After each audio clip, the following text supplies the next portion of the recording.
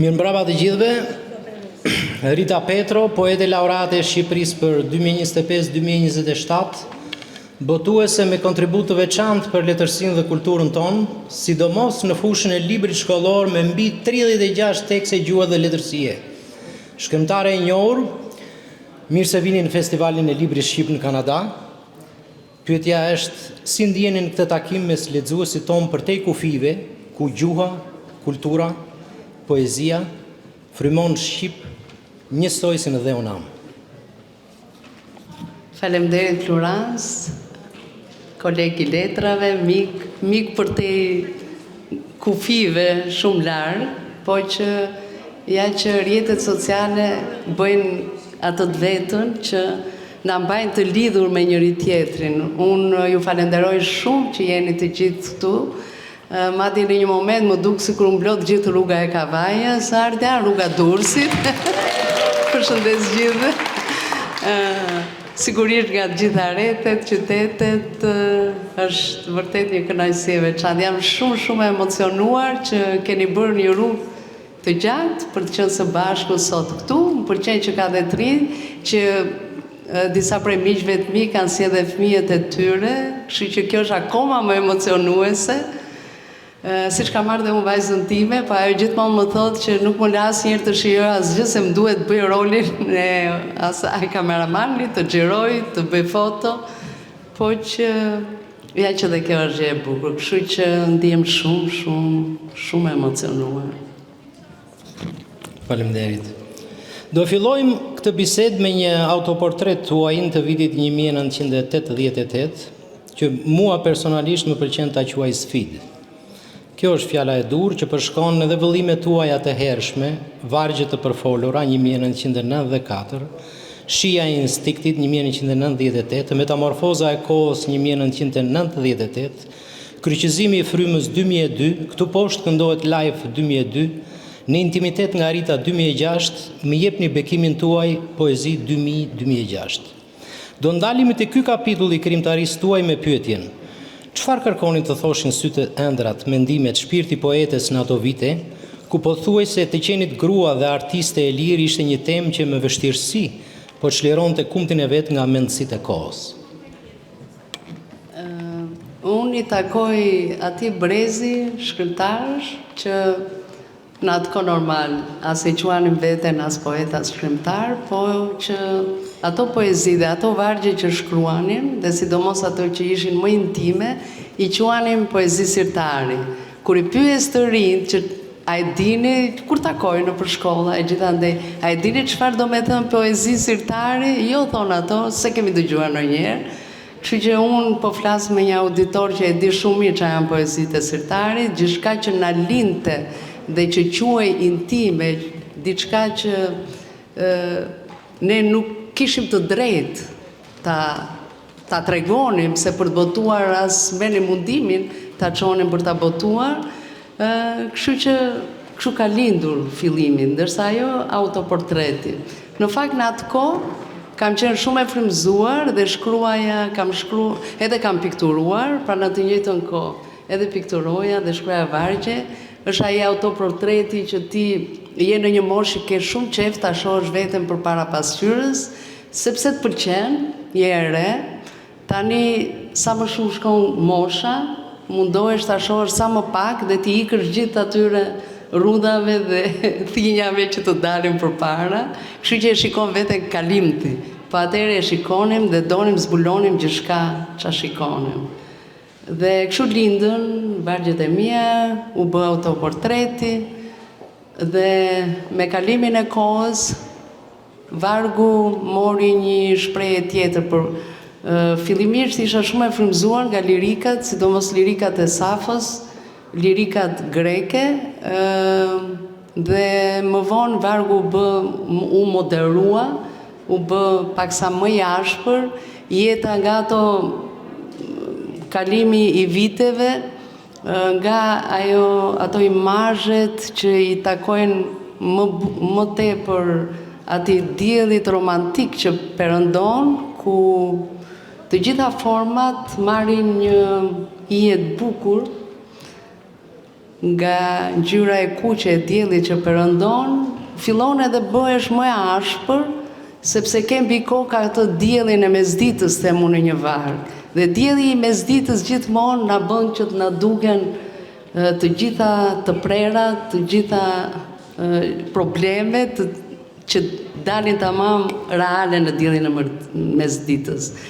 Kështu që me kalimin e kohës u bëra më e ashpër sepse fillova të kuptoj që jeta nuk ishte aq romantike saq ma kishin treguar. Qëllimisht më sipër përdora fjalën kumt, e cila i avitet fjalës kurm, trup.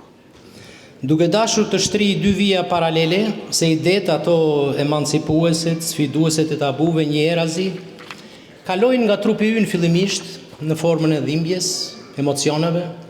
Mund të sjellim si shembull zëra të ndryshëm nga bota, por ju jeni poetja e parë në poezinë tonë që kumtin e hapur poetik e keni të lidhur ngushtësisht me kurmin tuaj si grua dhe poete kryesisht. Sa e rëndësishme është kjo sipas përvojës tuaj në letërsi dhe realitet? Më vjen mirë për këtë pyetje se shpesh edhe dëgjoj dhe e kam lexuar, ka një lloj debati që duhet të dallohet një poezi që e ka shkruar një poet apo një poete. Sigurisht letërsia e mirë nuk ka gjini, është e padiskutueshme. Aq më tepër për mua që nuk bëj letërsi feministe apo një letërsi që mund t'ju pëlqej vetëm grave. Dhe mendoj që gjithçka që vjen, çdo lloj frymëzimi, çdo lloj mendimi që vjen në kokën time, nuk vjen vetëm nga truri, pavarësisht se truri është i instaluar në trup, por që e ndjej edhe fizikisht. Teksa shkruaj, më duket sikur çdo që lizet trupit tim hapet dhe pranon çdo lloj përvoje të re, çdo lloj eksperiencë të re, dhe duam apo s'duam, nuk mund ta mohojmë atë që unë shkruaj si poete se truri im është vendosur në trupin e një femre. Kështu që ta ndjesh gjithçka me çdo qelisë të trupit nuk mund ta anashkalosh trupin. Dhe gjithmonë kam pas qeshur me atë mendimin që thotë jo po unë të dua me gjithë shpirt. Unë mendoj që kur fillojmë ndjejmë për njeri dhe kemi një kimi na pulson çdo pjesë e trupit dhe pikërisht ato pulsime, ato nuk janë vetëm zemrës, po janë dhe në pjesë tjera të trupit. Liria e individit, zeri brendshëm njerëzor, zeri gruas, guximi për të qenë vetvetja, a ishin këto shtysa që lindën paralelisht me poezinë tuaj të kësaj periudhe, po flasim gjithmonë për vitet 94-2006, apo i kanë paraprir instinktivisht rolit të artistit në raport me artin që shkruan? Fillimisht kur kam shkruar, as nuk e kam menduar se do zija një vend në letërsinë shqipe. Jam përkushtuar gjithë jetën time profesionit tim si një specialist dhe didakte libër shkollor dhe më ka dhënë një kënaqësi shumë madhe. Madje mund të them me plot gojën që mund të kisha jetuar bukur dhe vetëm me profesionin tim, i cili më bëri pasaj edhe botuese, po njeriu mund të jetojë bukur e duke pasur artin në shpirt. Kështu që poezia ka qenë thjesht pasion. Edhe kur kam botuar librat e parë, pavarësisht se njihesha në rrethet letrare, nuk e kanë marrë shumë seriozisht poezinë time, dhe megjithëse u botua pas viteve 90, nuk është marrë seriozisht se gjithmonë ne e diskutojmë letërsinë përmes temës, tema e madhe, tema e vogël, tema e individit, tema e personales, tema e intimes, e erotizmit, nuk quhen temat ndaja, dhe prandaj ka shumë shkrimtar burra cilët i mendojnë se duke shkruar vetëm për temën politike apo temën historike apo duke bërë një art më tepër një lloj kronike se sa për nxjerr atë çka është e thellë brenda nesh, që unë mendoj që e kam spontane këtë lloj lirie, dhe me këtë lloj lirie ata që më njohin, që janë këtu, po dhe që ata që më kanë njohur më vonë, për me shkrimeve të mia, unë mendoj që e kam shumë biologjike Dhe prandaj çdo libër që është shkruar, nuk është shkruar asnjëherë dëgjoj se unë po çudis dikë. Asnjëherë nuk e quaj se po sakrifikoj shumë se jam e lirë, nuk i mendoj fare këto gjëra kur shkruaj, sepse mendoj që në momentin që njeriu shkruan po ta lidhi me censurën dhe me autocensurën, në momentin që ti shkruan çfarë të vjen në mendje, mendoj që çdo njeri është i lirë që ta bëjë këtë gjë, por autocensura mendoj se ka lidhje me atë momentin e publikimit. Atëherë njeriu fillon ta heq këtë pjesë nga libri apo të mos e heq.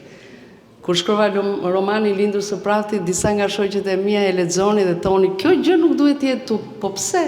I thoja unë, jo, nuk mund të jetë asnjëherë këtu. I duket sikur kisha zhveshur veten time lakuriq, kisha zhveshur dhe ato. Në fakt, ai nuk është një libër autobiografik, sesa është një roman. Dhe folëm dhe me Ardian Vebiu në takimin e mëparshëm që kishim, që vetëm një fill e ndan atë autobiografin, sidomos me autofictionin, pra me atë që quhet diçka që është letrare, po që kur është roman dhe kur është poezi t'jep një liri të jashtëzakonshme pastaj. Dhe gjykimi ndonjëherë nga njerëzit lidhet me atë vetën e parë. Poezia dihet që shkruhet në vetën e parë. Unë edhe romanin Lindur së Prafti e shkrova në vetën e parë, e nisa në vetën e tretë, nuk më shkonte fare dhe thash jo, vetëm mua s'më shkon veta e tretë. Këtë e thash edhe në mënyrë simbolike, se edhe një roman i guximshëm është edhe një roman në vetën e tretë. As diskutohet, po e thash në mënyrë simbolike, më shkon më shumë veta e parë. Atëherë, me qenë se erdhëm të kjo temë, cili është pozicioni shkrimtarit në një shoqëri? Më konkretisht, roli i poetit si mbartës i epërm i gjuhës, i gjuhës më të epërme, sa e rëndësishme është poezia, jo vetëm si ndjesi estetike në këtë këndvështrim. Kjo lidhet, në fakt kam filluar ta mendoj tamam, kur mora dhe titullin poete laureate, që nuk është çmim, po është një lloj titulli mbase në vendin tonë ka 2-3 vjet që jepet, por që e kuptova që ishte një lloj misioni për ta zbritur poezinë nga ajo çka quhet elitare dhe për ta zbritur dhe sidomos me lexuesit e çdo moshe, po sidomos edhe me të rinj. Fundit ka disa lloje poezish, ka vërtet një lloj poezie që shijohet shumë në heshtje, sidomos poezia që ka hermetizëm brenda, ka shumë elemente abstrakte, por ama ka dhe një lloj poezie tjetër që të ndikon drejt për drejt sa po e lexon, ndikon në ndjesitë e tua dhe në mendimet e tua. Kjo nuk do të thosë se është e drejt për drejt, sepse është e thjeshtëzuar, por e ka filozofinë e vet më të drejt për drejt. Mua më pëlqen të përmend gjithmonë atë shprehje që e kam dhe si moto tani, to 2 vite që do të jem dhe poete laureate. Poezinë mund ta marrësh gjithmonë me vete, edhe në një takim dashurie, edhe në një protestë. Kështu që mendoj se ky është një mision shumë i bukur i poezisë, se në fundit që në kohët e lashta, kur shkonin në luftë që thonin me vargjet e Pindarit grekët fitonin luftën, dhe ne njifet poezia angazhuar, njihet shumë, poezia që i bën njerëzit ta mësojnë përmendsh dhe vargjet e tyre ti marrin gjithmonë me vete. Nuk të rëndojnë fare. Edhe sikur mos i mbash mend përmendsh, një pusull është ajo. Dhe në këtë rast poezia ka privilegjin e vet më shumë se proza. Proza pasaj ka atë që njerëzit ju pëlqen më shumë, romanet edhe librat e tjerë, qoftë që kanë prirje kulturologjike ose historike, njerëzit janë më shumë të prirur, por që prandaj ne poetët, sidomos që shkruajmë sot, duhet ta mendojmë mirë që a i preken vërtet telat e zemrës të atyre që na lexojnë, sepse poezia duhet t'i preke patjetër telat. Niset nga vetvetja, po sa më thellë vetes tënde të hysh, mendoj që atëherë Dhe gjithmonë paktën unë kam dirë këtë gjë që më kanë thënë që edhe unë kështu e kam menduar, por nuk e them, nuk e flas. Kemi mbërritur në një nyje të bisedës. Në vitin 2014, shtëpia botuese Albas publikon librin tuaj me titull Vrima, publikuar më pas edhe në Francë, një libër që provokon polemik për lexuesin e kohës. Nuk do ta egzageroj apo ta krahasoj edhe me Zonja Bovary nga Gustav Flaubert 170 vite më të shkuara. Ky libër shënon kthesën e krijimtarisë tuaj, të paktën në opinionin tim.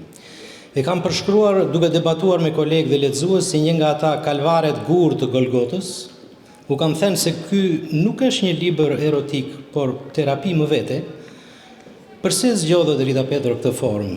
Sa guximi duhet njeriu të dëshmojë të jetë një martir në lirinë individuale përgjatë rrugëtimit të përbashkët kolektiv? Kur e shkrova librin Vrima, as më kishte shkuar fare në ndërmend që do ndodhte gjithë ajo stuhi, apo më mirë vulkan, sepse historia e Vrimës lindi nga një vizitë e imja turistike, isha me partnerin tim në Santorini, në vulkanin e shuar të Santorinit, dhe atje ndjej era e sulfurit dhe në një vend, në një grop, kush ka qenë, po të fusje dorën nxirrte avull. Dhe kështu lindi poezia Vrima. Kur e tregoj ndonjëherë këtë histori, kam pas qenë me Moza Ahmetin dhe më thoshte, pse e tregon duket sikur justifikohesh? Në fakt nuk është se dua të justifikohem, thjesht dua të tregoj që çfarë mund të mendoj një poet, një shkrimtar dhe çfarë nuk sajohet pasaj mbi atë gjë. Sigurisht libri Vrima e ka erosin brenda, ka shumë vargje erotike, por nëse do quheshin disa nga vargjet e Vrimës skandaloze, i bie që të quheshin edhe të librave të mi të tjerë më përpara, duke filluar sidomos nga Shija e Instiktit, por që nga vargjet e përfolura, nga Shija e Instiktit, apo cikli Kryqëzimi i frymës që lidhet me Krishtin, që unë e shikoj Krishtin si një figurë që kryqëzohet jo vetëm nga dashuria si mision, dashuria për njerëzit, por që e shikoj si një dashnor të kryqëzuar. Dhe kështu që nuk e di, po asgjë e qëllimshme nuk ka qenë, as titulli madje, sepse gjithmonë kisha në kokë vulkanin e shuar, por kur e ka lexuar partneri im librin, e ka mbajtur një 3-4 ditë në dorë, shkonte e vinte nga puna kthej dhe thoshte, më tha një ditë, vërtet do ta botosh të librin? Po, i thashëm, pse çka ka? Tha, e di tha që po ecën mbi një tel që qëndron në dy anët e një gremine 1000 metra të lartë. I thash, qofse është shumë, pas kam bërë një mrekulli. Po që unë kur në njerë jam rrethuar, do të thonë, gjithmonë jam rrethuar me njerëz që nuk ma kanë ushqyer autocensurën dhe këtë i quaj fat. As prindërit, sepse prindërit, familja është fat, në fakt. Dhe nuk ma kanë ushqyer. Pra e kam pas në këtë drejtim rrugën të lehtë, po normal nuk e kam pasur të lehtë, sepse gjithmonë rrezikon dhe ajo që mund të kem rrezikuar unë, më tepër ka lidhje me profesionin tim, që lidhet me edukimin, me punën me libra shkollor, me shtëpinë botuese, sepse gjithmonë njerëzit, e tham prapë në takimin tënd Ardian, ngatrojnë jetën reale të personit e ngatrojnë me artin. Dhe kjo është gjëja më e keqe, sepse unë kam shumë censur kur punoj me tekstin shkollor, sepse teksti shkollor ka kufizimet e veta, është programi dhe gjithçka tjetër që të fut brenda një lloj censure. Nga ana tjetër kam një liri ekstreme. Më ndodhe edhe diçka që mbasi doli libri Vrima dhe njerëzit morën librin, kujtuan çfarë do gjenin atje. Aty ishin disa ilustrime që i pati bërë vajza ime, Sofiana, dhe që kanë lidhje me atë elektrokardiogramën, siç fillon jeta, që fillojnë ato impulset, pastaj kalon ekstaza, që është erosi në kulmin e vetë, dhe normalisht ashtu është, se s'ka si tjetë ndryshe, dhe vjen vdekja, ajo vija e vdekjes. Dhe pasaj kur fillova dilja bërë shpesh televizor që tristin, thone, po kjo qënë ka grua serioze, kjo i ka shkruar këto gjëra, kështu që qa do me thënë grua serioze. Shpesh besoj se cila nga gratë këtu do ta ketë dëgjuar, o nga baballarët, o nga vëllezërit, o nga bashortët që po si bu grua serioze, siç mund t'i themi dhe ne burrave, po bu burr serioz. Qa e ndan atë serioze nga jo seriozja? Provokimi që shkakton vargu juaj është një lloj egzorcizmi që mbart në vete moralin shërues të qenit paqësisht krijesë e bukur njerëzore. Ndjesi që buron nga eposi i qytetërimeve më të hershëm dhe papritur shpërthen t'i jap ndoshta një përgjigje pikpyetjeve, absurdit, gjërave të tilla.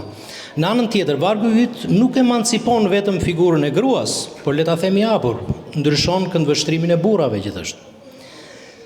Si ja keni dalë mban nëpërmjet artit tuaj të krijoni këtë alkimi artistike? Cili është mesazhi juaj në një botë të konsideruar ndoshta edhe në thonjza kontraditore? Më pëlqeu kjo që lidhet më shumë me burrat, sepse librat e mi i lexon çdo mosh, i lexojnë burrat edhe gratë, vajzat, edhe djemtë të ri. Dhe madje sidomos kur vijnë njerëz shumë të moshuar dhe këtë ndjej në panairin e librit e kam ndier shumë, ata janë që më emocionojnë më shumë, më të moshuarit edhe më të rinjt. Sigurisht do lloj lexuesit më emocionon. Po e thash, nuk është problemi se unë kur marr të shkruaj nuk e kam atë ndjeshmërinë që po emancipoj shoqërinë. Pse? Do me thënë, të them të vërtetën. Ato vargjet vijnë vetë që flasin për lirinë e individit. Për shembull, unë tek libri Vrima është një moment aty që femra ka gjetur lirin, por nuk e ka gjetur se ne kemi një koncept ndonjëherë edhe të gabuar në jetën tonë, që bëj qef sa je i ri, se pastaj nuk do jesh më i lirë. Në një kohë kur nëse vërtet duam të jetojmë si qenie të lira, nuk ka lidhje ajo se je i ri apo je në një moshë madhe. Njeriu mund të ketë munguar në rini dhe mund ta gjejë gjatë rrugës vet. Dhe un kam disa vargje që gruaja si personazh fillon ta kërkojë lirinë pikërisht kur si ka nguri e ka fëmijën e vet të varur në marsipium. Kështu që në çdo kohë mundet ta kërkojmë këtë liri që e duam shumë të gjithë. Dhe pastaj kemi edhe koncepte ndryshme se çfarë është liria. Pasi i bet vrim biografisë tuaj në thonjza, 2014 ju publikoni përmbledhjen me poezi të përzgjedhura nga krijimtarët juaj ndër vite, të titulluar Kënga e Turmës, një tjetër sukses i vitit 2016, Guxo mos më duaj prap 2022 dhe së fundi romanin Lindur së prapthi 2022. Jemi tashmë në një kapitull tjetër të krijimtarisë tuaj. Diçka ka ndryshuar për ju dhe për lexuesin tuaj. Të paktën kështu e mendoj unë, domethënë nga që jam një lexues i hershëm i veprave tuaja. Ndihet dashuri në ajrin e fjalëve. Ju shfaqeni në sy të lexuesit jo me atë fillesën e poezive të fillimit për ai tipi rebel njëra tjetra kjo, por për ta thënë me dinjitetin e gruas poete ja ku jam. Sa vështirë është të jesh vetvetja. Sa e vështirë ka qenë në të gjitha këto vite të jesh Rita Petro sot, poete laureate e Shqipërisë. Jam dakord me një thënie që e ka thënë, kam përshtypjen një shkrimtar i madh, mos më kujtohet emri, që ne vetëm një libër shkruajmë gjithë jetën. Do të thënë, librin e parë e përsërisim në forma të ndryshme. Kështu që edhe te unë ka ndodhur e njëjta gjë, libri është përsëritur në disa forma, po edhe kalimi i moshës edhe i përvojave të reja fillon edhe të bën më shumë thjesht nga vetvetja. Për shembull, nëse vetëm 2 libra kam ku ndjehen notat e autobiografisë, është Lindur së prapthi dhe Poema e mungesës.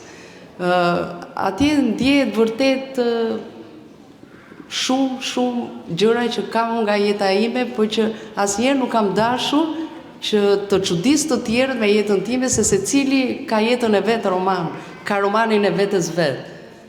Prandaj në librat e mi nuk është thjesht rrëfimi i një kronike, po kam edhe në roman e kam shkruar në faqen pas që nuk ka qenë qëllimi im të tregoj kronikën, historinë e komunizmit si kronik, po që të zbuloj ato dhimbjet e rritjes, ato ndjesit e fsheta, që shpesh ne i quajmë të turpshme dhe që nuk i bisedojmë me njëri tjetrin. Ne i kemi shumë kollaj të takohemi dhe mbas disa vitesh dhe të bisedojmë çfarë ka ndodhur me mikeshat tona apo miqtë tanë. Edhe gjëja e parë që themi, ai është martuar, ai është ndarë, ka bërë këta fëmijë, edhe fëmia është ndarë, njëri i është bërë fëmija i famshëm, tjetrit i drogohet, po sa të vështirë kemi që të themi pikërisht ato gjëra që janë shumë thella brenda nesh. Dhe një ditë i ula mikeshat e mia dhe ju thash, dëgjoj, ne kemi bërë këtë gjë. Dhe unë do ta shkruaj në roman këtë gjë. Jo, ato filluan një herë mos e pranonin që e kishim bërë. Moj, po e kemi bërë, i thash. Iku se cila në shtëpi vet, takohemi të nesër. Takova njërën nga ato. Tha, mo Arita, vërtet e kemi bërë atë gjë. Po si duket da erdhi zor, tha, që e kemi bërë. E njëjta gjë më ndodhi me mikeshën tjetër. I thash, po, në qoftë se unë i heq këto gjëra nga rrëfimi im, unë i bie që quhet dhe rrëfehem, se folëm, se më nxiti biseda me Ardianin gjitha ato temat. Rrëfim, të rrëfesh edhe të rrëfesh. Në qoftë se nuk rrëfehemi me artin ton, sepse vetëm të rrëfesh do të provokosh. Nuk mundesh ti vetëm duke rrëfy histori të provokosh dikë. Ka histori pa fund bukura, dhe sidomos kur shkruan një libër, siç kam shkruar unë Lindë Soprapthi, vështirësia më e madhe është si të ndërtoje mozaikun e një kohe. Dhe në qendër të këtij mozaiku është një person, një individ, vajzë që rritet që ka vërtet dhimbjet e rritjes. Po dhimbjet e rritjes i ke në çdo kohë, nuk mund t'i kesh vetëm në komunizëm. Dhe kështu që do ndërtojmë një lloj mozaiku dhe si do t'i seleksionojmë, se jo çdo kujtim bëhet art, jo çdo kujtim mund të bëjë një roman. Dhe seleksionimi i këtyre kujtimeve, e cila se cila nga ato, sepse ai futet tek një roman modern, nuk është një subjekt që i ndodh diçka personazhit edhe zhvillohet si subjekt. Tani shumë romane moderne që ne edhe i botojmë, se kemi bashkëpunim me shtëpi botuese të huaja dhe sidomos me këta që marrin shkrimtarët me çmime Nobel, janë rrëfime të cilat janë dhe nuk ndjekin një linjë rrëfimi, po janë fragmentare. Po dhe kjo fragmentarja ka rrezik se ngelen si tregime. Te poema e kujtesës, nuk doja të bëja poezit veçuara, doja t'i lidhte një lloj logjike dhe nuk u tromba fare që poemën ta quaja si diçka të te kaluar nga koha, përkundrazi doja t'i jepa formën e një poeme moderne. Ku autobiografia ta ka përcente pasaj. Ta ka përcija autobiografin dhe që të kryojë diçka që secili që e lexon thot, po dhe ne faleminderit se na bëre që të kujtojmë vërtet një kohë shumë të se si i kemi ndjerë gjërat në atë kohë. Dhe fundit misioni i shkrimtarit është duke provokuar ta bëj atë që i lexon, ta bëj të flasë me veten e vet. Nuk ka nevojë të flasë me shkrimtarin apo me dikë tjetër. Me dikë tjetër mund të flasësh për veprën, për historinë, për tregimin. Gjithë problemi është bashkëbisedimi me veten. Gjë që na mungon, ose se nuk kemi kohë, ose se nuk duam të bashkëbisedojmë me veten. Kemi më kollaj të bisedojmë me tjetër. Ju jeni një person publik i njohur që keni shpenzuar gjithë jetën tuaj me librin. Ja keni dedikuar jetën librit. Mund na thoni diçka si botuese tashmë nga përvoja juaj në këtë fushë. Cili është roli i librit në edukimin e një shoqërie të hapur? Çfarë u këshilloni vajzave dhe djemve të rinj në këtë drejtim? Unë e thash, pasioni im ka qenë shtëpia botuese edhe më në fund e realizova në vitin 2000. Hapëm një shtëpi botuese që bashkë me partnerin tim, Latif Ajrullahin, do t'i fshim gjithë kufit mes shqiptarëve përmes librit shqip. Dhe krijohem një lloj trekëndshi që në fillim dhe kjo erdhi shumë spontane, si duket gjithë jeta ime është shumë spontane, po më ka ecur me këtë spontanitetin.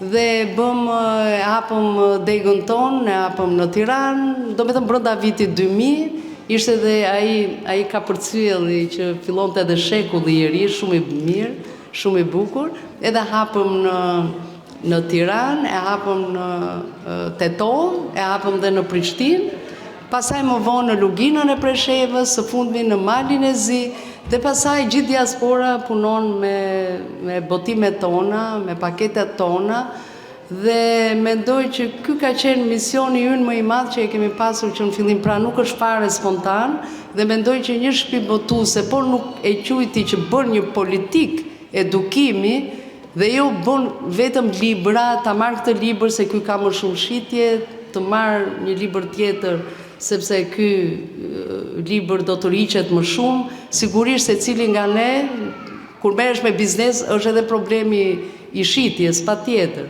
Por mbi të gjitha mendoj që janë politika dhe mua më vjen mirë që këtu për shembull kam Ardian Bebi, unë me cilin tash e kemi marrëdhënien Ardian, jo vetëm miq, por e kemi marrëdhënien autor edhe botues, kam Inesin të dy motrat dhe ne së fundmi kemi botuar një libër të jashtëzakonshëm për Ushem Golemi, që është një figurë e shquar, dhe që gjithmonë kemi qenë të hapur për bashkëpunime dhe më vjen mirë jo vetëm ne, po dhe për shembull shtëpia botuese Onufri është nga shtëpitë botuese më të rëndësishme që boton autorës shqiptar, do me thonë jo vetëm Kadareja është i padiskutueshëm, po dhe gjithë autorët shqiptar, dhe që tani më vjen mirë që ne nuk e quajmë më dikur kur studionim letërsinë, edhe në shkollë edhe thonim letërsia kosovare.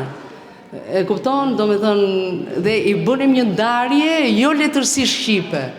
Mirë po, ka kohë që ka rënë ky nocion, është letërsia shqipe. Dhe i gjithë kjo aktiviteti, faleminderit, dhe gjithë kjo aktivitet që bëjmë sot, është pikërisht fshirja e këtyre kufive dhe më vjen mirë, pavarësisht se është shumë problem për ne autorë shqiptar t'i ka përcem kufit, por më parë do të thoja, por ne sidomos që shkruajmë në gjuhën e nënës, sepse asnjë nga ne nuk na detyron, edhe ka autor, ju e dini shumë mirë, janë midis nesh që jetojnë jashtë edhe mund të shkruanin fare mirë në gjuhën tjetër, por që ju kanë zgjedhur të shkruajnë në gjuhën e nënës.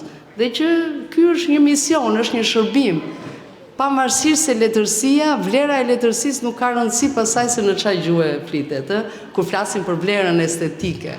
Ndërsa kur duam ta futim në kontekstin, qoftë edhe të patriotizmit, them që duke shkruar në gjuhën shqipe dhe ky panajir nuk është panajir i gjuhëve tuaja, për librin në gjuhën e huaj, por është panajir tamam për librin shqip dhe unë kam qenë gjithmonë emocionuar kur shkoj në këto takime, edhe kur na botojnë librat ose më është përkthyer libri në greqisht, në frëngjisht, kur takohesh me bashkëdhetarët e tu, ata thonë, ju lutemi na flisni, do me thonë, duam që të flisni shqip, se duam bisedojmë bashkë shqip, edhe duam kopjen tuaj në shqip, nuk duam librin në gjuhën e huaj.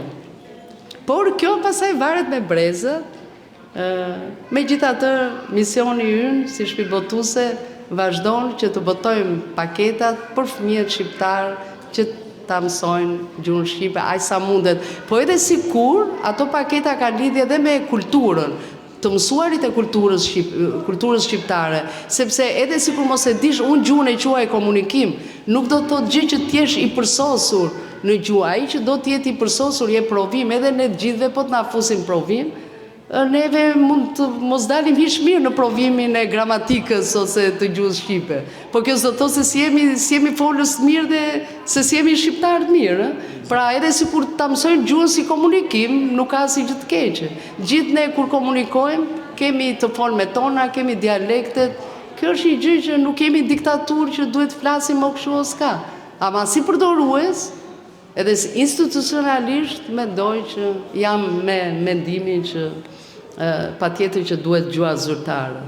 Është interesante kjo dhe po shmangem çik nga pyetjet sepse edhe si filozofi e këtij festivali që është bërë tashmë një traditë, ne duam të krijojmë një urë kulture në radhë të parë, sesa specifikisht gjuhësore. Domethënë gjuha do vi bashkë me këtë lloj kulture, domethënë dhe ajo që thoni ju ka me të vërtet një kuptim, domethënë pa u afruar kulturalisht me identitetin tënd, flas për brezin e dytë të lindur ose të ardhur shumë të vegjël këtu, domethënë.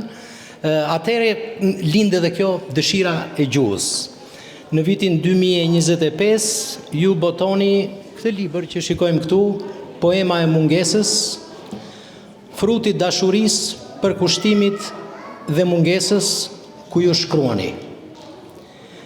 Bukuria universale nuk lindi në sallat e operacioneve plastike, por aty te balta, ku krijuesi zhyti duart dhe na krijoi, ndaj mungesa e kësaj bukurie është vetmia e tij universale.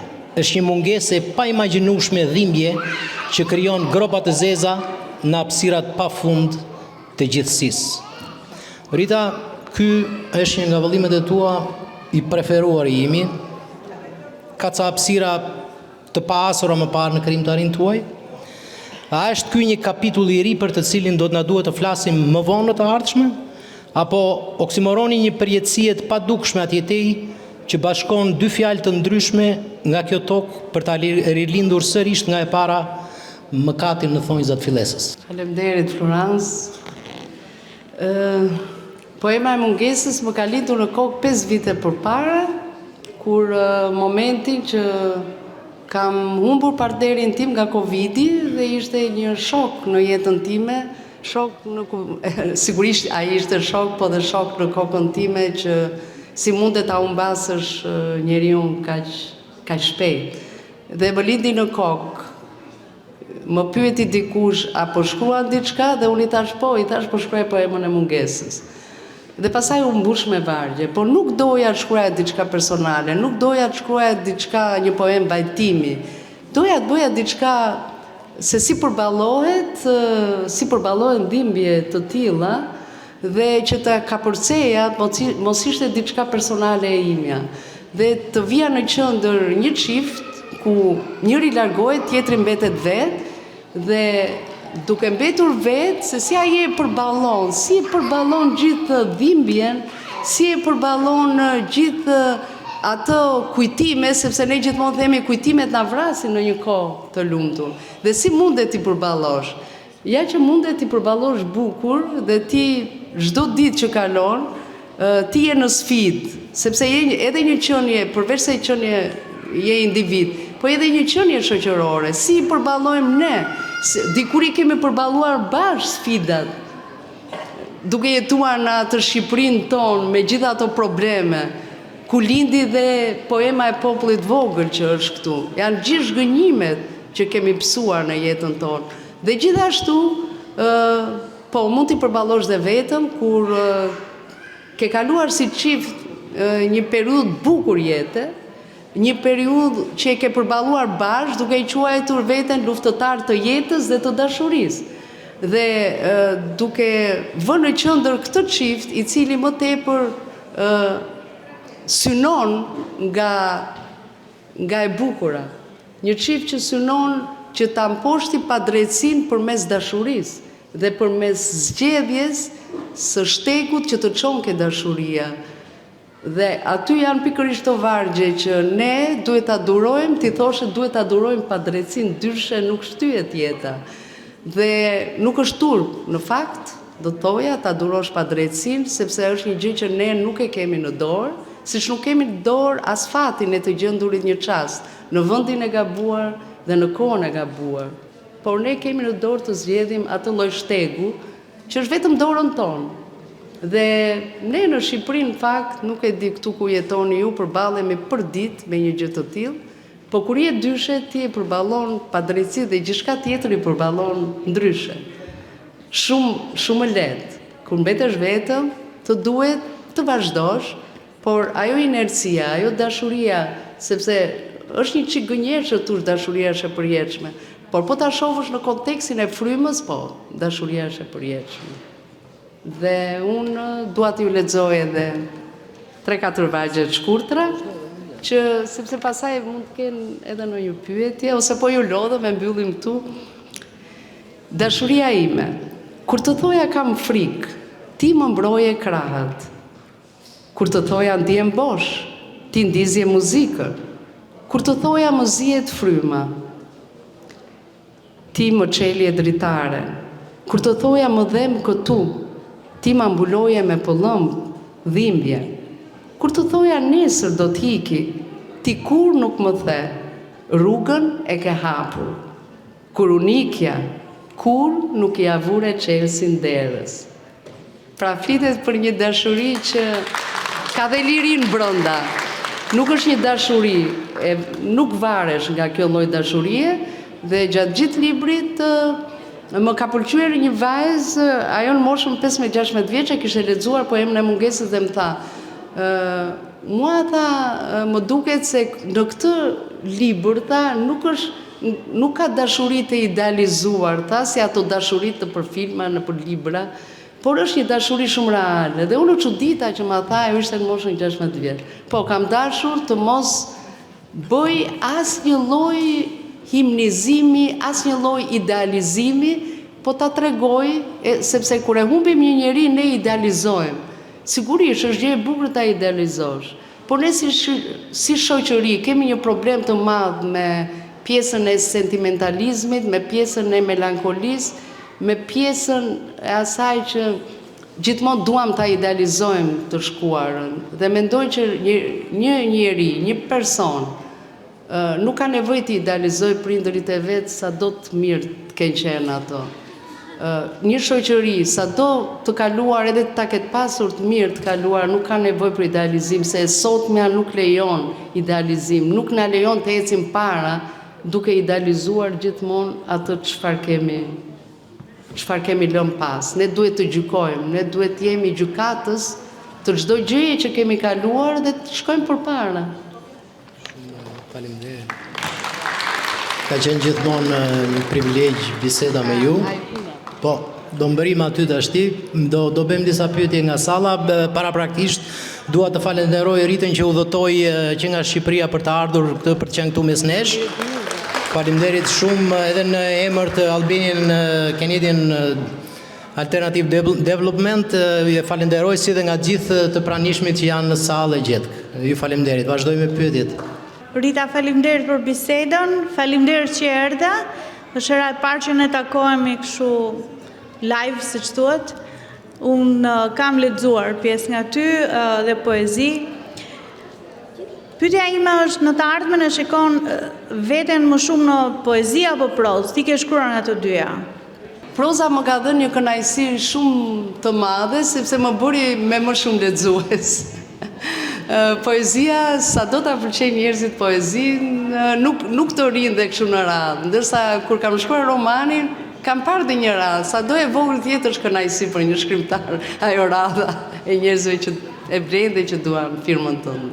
Kështu që kam në kokë prozë të ardhshme, megjithatë asnjëherë nuk I dihet se po lindi diçka tjetër, mund të jetë në vargje. Po prap kënaqem kur më thon poete. Me të drejtë. Faleminderit e dashur, është kënaqësi që të kemi mes nesh sot. Kam kohë që të ndjek dhe të adhuroj. Shkruan shumë bukur. Poezia jote na japi mornica. Unë s'do dua të them shumë se ato që ti shkruan thonë më shumë dhe pikërisht unë do doja të merrja disa vargje të tua. Puthmi I dashur, midis qafës dhe supit, atje ku filli I jetës është më I hollë. Shisi të ndoset nga ankthi I pritjes, nga zjarmi I gjakut, nga thirrja e ndryshuar, nëse vënon, filli këputet. Faleminderit. Në fakt, kam dy pyetje. Së pari falenderoj për zëmërsisht që pra nesh, të ndjekim kudo. Edhe pse jetojmë Toronto, jashtë vendit tonë, të ndjekim gjithandaj për sukseset dhe arritjet tua. Tani dy pyetje. Kush është libri yt I preferuar? Dhe çfarë lexon ti Rita vet?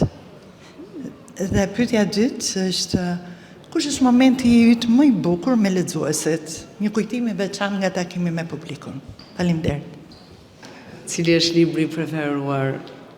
Ai që më ka dhënë për më shumë është libri Vrima. Vërtet më ka dhënë për shumë, edhe si duket gjërat që dëmbin më shumë, ato duen më shumë.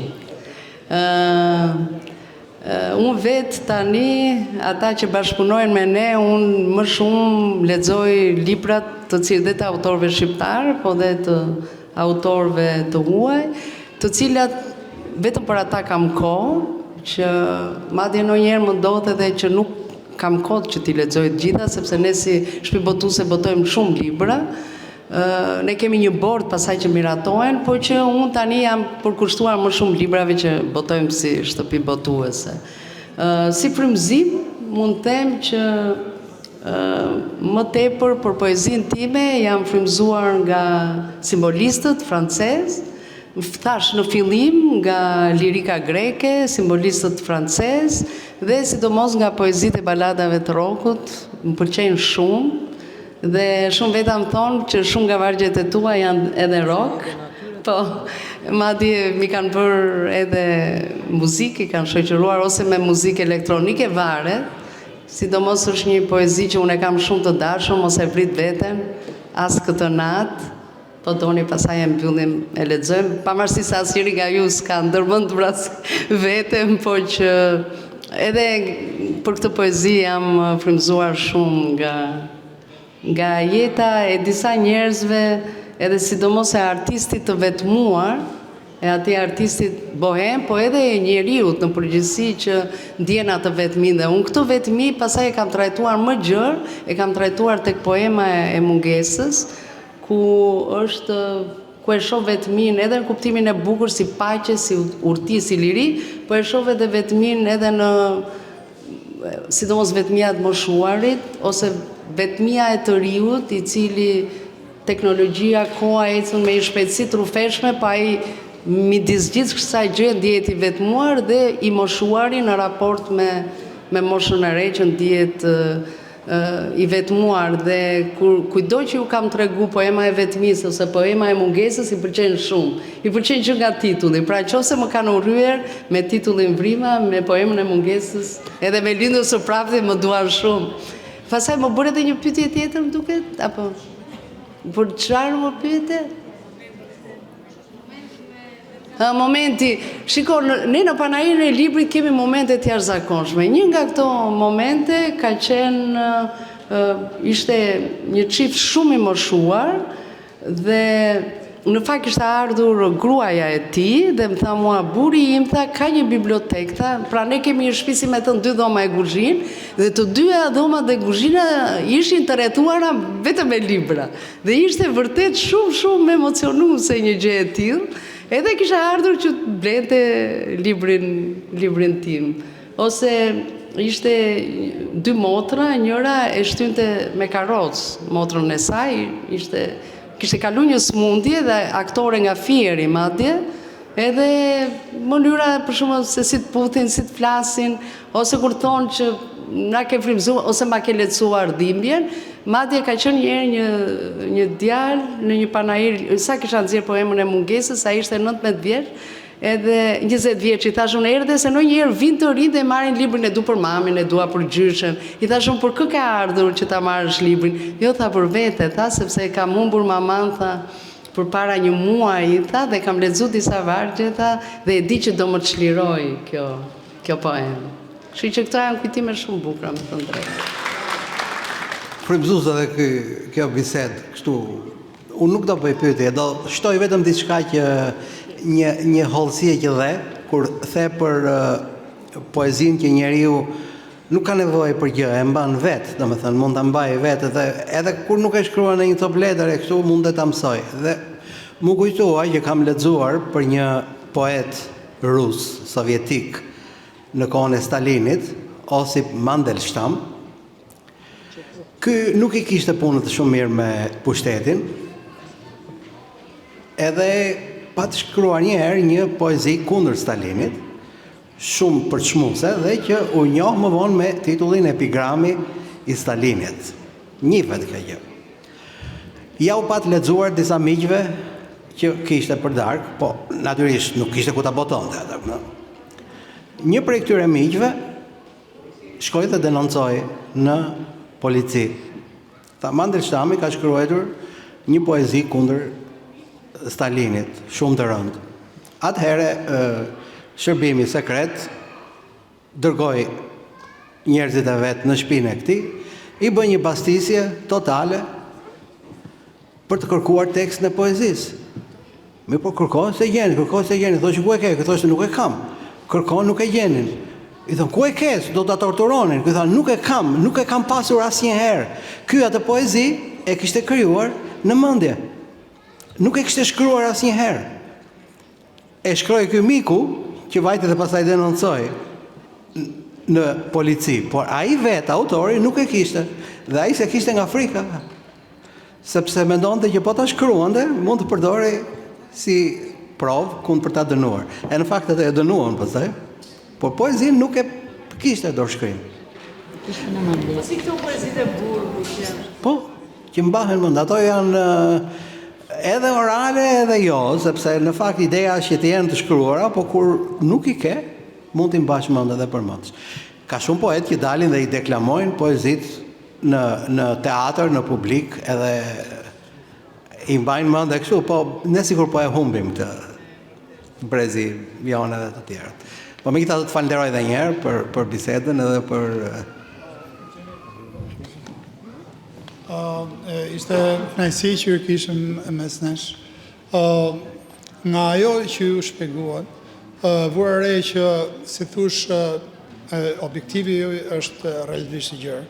Sepse në një moment ju thatë që vepra ime nuk është feministe, po i ka një tjetër synim, synon mund të lexojë një burr, një gru, një fëmijë. Pikërisht për këtë jemi të interesuar, se ne jetojmë në diasporë, edhe doja dija në krijimtarinë tuaj ju përpiqeni të jeni të prekni sa më shumë. Po a nuk është kjo hapje, domethënë edhe mungesë fokusi në krijimtari, ndoshta kjo është pyetje delikate edhe ndoshta s'është nevojë të përgjigjesh tamam, po ajo që unë duhet dalë është që nëse ju i drejtojnë një lexuesit caktuar ose një lexuese në përgjithësi, ku e shefni ju veten, krijimtaria juaj prek më shumë brenda kufive, shifol se flas, ose apo si thosh ka parasysh edhe një pjesë të madhe të komiton që jeton në diasporë. Për këtë jam më shumë interesuar se kemi specialitet. Kjo është pak a shumë ideja, nuk e di ju vetë si e shihni. Shiko, unë do t'i quaja për te asaj që thash, që varet se çfarë teme trajtojmë. Do t'a quaja lexuesin shqiptar një herë, për mua nuk ka shumë rëndësi se është lexues shqiptar. Kur shkruan dhe në gjuhën e nënës, do t'a quaja, do të thonë një lloj si ata lexues cilët jetojnë në Shqipëri apo në trevat e tjera shqiptare apo dhe në diasporë, me të drejtën, dhe nuk kam vënë re fare ndonjë ndryshim. Do të thënë nëse jam gjykuar nga kudo që ka jetuar ky lexues dhe jam gjykuar për të njëjtën gjë. Dhe s'ka rëndësi se ai mund të ketë jetuar në Amerikë apo në Francë, në vendet ku liria e fjalës, liria e artit është shkallës më të lartë, ai jeton atje, ai shikon ato në kofshë, shikon statuela, kur i shikon gjëra, shikon organet e femrës e të mashkullit në skulptura dhe të gjykon ty kur bën një vepër letrare, sepse e quhen fjalë të pisët dhe nuk e quhen që në art nuk ka fjalë pisët apo fjalë pastër. E kupton? Kështu që këtë lloj lexuesi, pra atë lexues i cili më ka gjykuar ka qenë gjithandej. Dhe ai lexuesi i cili më ka vlerësuar, patjetër që ka qenë gjithandej. Por kam vënë një gjë kur kam qenë për festivale poetike të ndryshme, ose në Gjermani, për shembull në Francë, edhe më ka qelluar një herë kam qenë me një poet spanjoll, ishim të dy dhe secili lexoi vargjet e veta. Dhe atyre u bëri shumë përshtypje se si duket unë e kam atë pjesën pak të ashpër kur nuk e shkruaj lirik të ngrohtë, po kur e shkruaj të fortë sepse dua të godas fort, sidomos dhunën mashkullore. Dhe ai tha, çudi tha, ti e poet, i tha këtij e moderatori, ti e poet, edhe e ke përkëdhelur vargun kaq shumë. Rita poete shqiptare, thot, sikur po gjuan me sëpat. Edhe u kriju një ide shumë e bukur sepse ata pyesin pasaj pse shkruhet edhe në Shqipëri, domethënë mund të shkruajnë gratë në mënyrë kaq lirë. Ose kur kam përuruar librin Vrima që u botua në gjermanisht, dhe atje është bërë një bisedë shumë e bukur dhe ti ke shumë dëshirë pasaj që ta dëgjosh një koment edhe nga një lexues i cili nuk është lexues shqiptar dhe që por reagimet kanë qenë si pjesa më e moderuar e lexuesit shqiptar. Do të njëjtat reagime për mirë, flas për mirë. Kështu që janë emocionuese të gjitha, po që nuk kanë vënë re në një dallim. Pastaj në qoftë se i lidhe me temën, se ç'a ju prek ju që jetoni jashtë, pastaj ato kanë lidhje me temat e mërgimit e gjithçka tjetër që unë nuk është se kam shkruar një gjë të tillë, që ta shikoj reagimin. Pyetje tjetër nga salla? Në konceptin e lexuesit, sigurisht që ju keni guxuar, por jo vetëm ju, ka qenë dhe emri së fundmi shumë i lakuar i Moza Ahmetit. Audienca lexuesi ka qenë gjithmonë në dilemë cila nga të dyja zë vendin e parë. Sipas jush, sepse për hatër të guximit, për hatër të fjalës, të temperamentit, poezisë që keni sjell. Cila është e përbashkëta sipas jush që ju bashkon dhe çfarë ju ndan? Çfarë keni të përbashkët ose jo me njëra tjetrën? Faleminderit. E kam djerë dhe unë, siç kam djerë dhe atë pse nuk futesh dhe ti te ferma, sa mirë do ishte të futesh e në fermë. Dhe mendoj që Moza është ajo që është dhe i shkon shumë ai format. Kur ma tha madje për herë të parë do futem ferm, tash kjo ka lut mendsh, tash në një moment.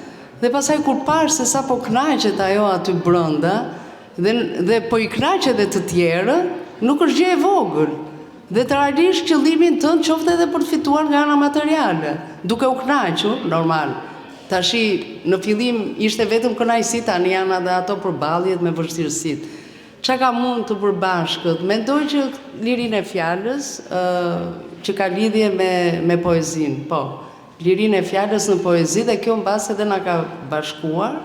Jemi një brez që kemi mbaruar në të njëjtën kohë fakultetin. Jemi gjithmonë kemi qenë të ajo zona e hije, sepse lisat e mëdhenj, si Kadare, Agolli e të tjerë, e kanë pas hije shumë të madhe, dhe gjithmonë, për shembull, unë sot i mbështes të rinë, dhe ata janë 25 vjeç, 30, 35 dhe ju botojmë libra. Ndërsa ne deri vonë na kanë qujt në raport me ta, me moshën e tyre ne jemi treja. Pra, për një kategorit madhe lexuesish ne hymë të trejat. Mendo ti tani 63-64 vjeç sepse qënke e re, sepse në letërsi ndodhin këto gjëra. Nuk mund të bëhet i famshëm njeriu si në sport apo në muzikë që po bëhesh më njëherë. Kështu që i përkasim dhe këtij brezi, gjë që ne na lidh me njëra tjetrën, edhe sidomos vitet e fundit. Kemi një 10 vjeçar, unë edhe e kam botuar Mozën, i kam botuar disa libra. Qa ndryshojmë? Moza është ekzibicioniste si natyrë, Moza është ekstravagante në jetën reale, ndërsa unë jam ekstravagante mendoj në poezi. Madje edhe më shumë se Moza, për ekstravagancën flas. Ndërsa Moza është në jetën reale, në poezia është më të pjesa e delirit, filozofike, normale zbret i ka ato kalimet nga filozofia, nga qielli në tokë, po që thash, fjala e lirë na bashkon, ndërsa në jetë jemi ndryshe, dhe prandaj unë jam vetvetja jashtë fermës, Moza është vetvetja brenda fermës. Ju dëshirojmë se ardhi këtu në Toronto dhe ndëgjova me vëmendje të gjitha pyetjet që bën, ju shkruani në prozë, në poezi, edhe njërin në tjetrën e nderoni. Po dëshira ime është që vlera që keni në këtë gjeni letrare, nuk dini drama që keni shkruar diçka, por kam dëshirë të gjithë dëshka kanë dëshirë të lexoni një poezi që ju e preferoni të ndëgjojmë të gjithë. Atëherë, mos e vrit veten as këtë natë. Mos e vrit veten as këtë natë, ti, që çdo mësnat e gjen shtëpinë zhytur në errësirë, ku e zeza dhe drita pikturojnë imazhet e tua surreale, lindur prej një truri të eksituar, nikotin, alkohol e drogash. Mos e vrit veten as këtë natë, duaje vetmin tënde, madhështore, të shurdët, zhurmë tingush dhe aroma strubimesh delirante. Mos e vrit veten as këtë natë. Vetmia jote boheme është më e mirë se gënjeshtra që mban në një shtrat, burin dhe gruan. Se pa gjumësia e udhëheqësit pervers që ndëron të shem çdo ditë nga një ëndër tonën, se makthi ati që fle, mbi dyshek parash e rëndyr, spërkatur me pyur, uajt, koronj. Prit, para se ta pish dhe pikën e fundit të helmit, dëgjoje qarjen e saksit që vjen nga lokali poshtë, klithmën e mbytur të seksit pas murit në të majt, dritërimën e celularit dritmekur, ku vizatohet një zemër në ekran, asnjëherë si e vetëm o ti mik, që kërkon të shpëtosh veten nga errësira. Jam dhe unë këtu. Jemi të tjerë aty këtu, që vrasim natën me një gotë koktej, ku pikëllimi përzihet me pak ëndër, pak shpresë dhe pak gjak qeri. Mos e vrit veten as këtë natë. Faleminderit. Rita sot ka pasur vajza të reja vullnetare, gjithë paraditën të paktën, edhe mua më bëri shumë përshtypje. Ti çfarë do t'i thoje Ritës më të re, 20 vjeç sot?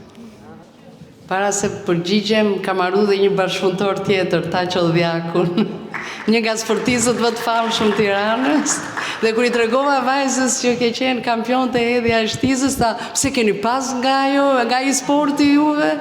Kështu që me Taçon kemi, sa libra kemi bashkë? Nokturn edhe 2 libra. Po, edhe do vi i treti, shumë mirë. Çfarë këshille? Po, unë në përgjithësi vajzës nuk i kam dhënë shumë këshilla, sepse gjithmonë mendoj që më mirë ti jesh i sinqert. Ndonjëherë më vret dhe ndërgjegja që në një moment caktuar, kur më ka kërkuar të vërtetën për një gjë shumë të rëndësishme, e kam gënjyer dhe kam menduar se ja kam hedhur. Dhe një ditë të bukur ai më thotë, "Ti ke gënjyer për këtë gjë." Edhe nuk më haron. Shiko, gënjeshtra të vogla bëjmë gjithë, po në momentet caktuara, se gjithmonë mendojmë që fëmijët janë të vegjël dhe që nuk i kuptojnë gjërat, po që nuk është e vërteta, jo, ata i nuhasin, ata kanë intuit dhe mendoj që për gjërat e mëdha s'duhet të gënjejmë, për gjërat vogla mund të gënjejmë sa duam, sepse ruajmë dhe ekuilibra ose dhe për etiket. Po për gjërat mëdha mendoj që duhet të them të vërtetën. Një dhe ajo pjesa e emocionit që lidhet me fëmin, që ne gjithmonë në qendër të vëmendjes kemi se si duket fëmia është në rregull kur janë më të vegjël, ka lidhje me shëndetin, më vonë ka lidhje me shkollën, me notat, me gjithçka tjetër dhe na mungon ajo pjesa që të shohim anën emocionale. Dhe unë me thënë drejtën në këtë pikë jam pjekur shumë që zbuloj anën emocionale dhe mendoj që kjo është një gjë shumë e rëndësishme që të zbulosh më tepër anën emocionale se sa atë që duket. Ndërsa në lidhje me këshillat e thash, më tepër i kam thënë kështu këshillat, jemi duke notu bashkë, i kam thënë një këshill, e kupton? Jemi diku, ajo e kupton atë gjë, po asnjëherë s'kam dashur që ti them hajde ulu këtu në tavolinë se kam ca muhabete serioze me ty.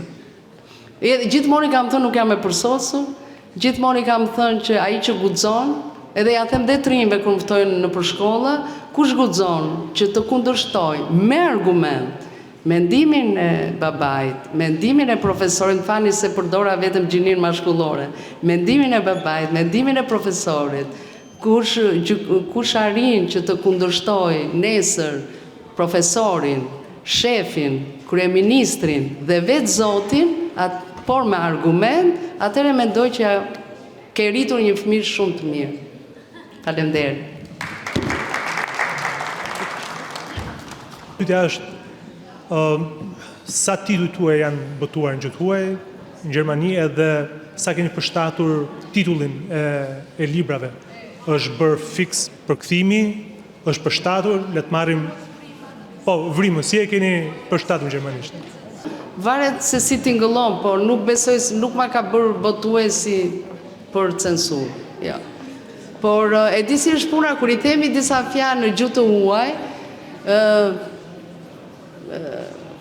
nuk të bënë një përshtypje, ato që ne i quajmë fjalë pista, po ti thuash, më thoshte një nga këto autore shqiptare që shkruajnë gjuhë tuaj, Ose e kam dëgjuar në intervistë, për shembull Ornella Vorpsin, që jo, do me thënë mua, unë mund shkruaj lirshëm, po në gjuhën e huaj ti them edhe fjalët si vine kështu, po jo në shqip, e kam dëgjuar në një intervistë. Po në shqip si duket godasin ato, në gjuhën tonë të nënës godasin shumë.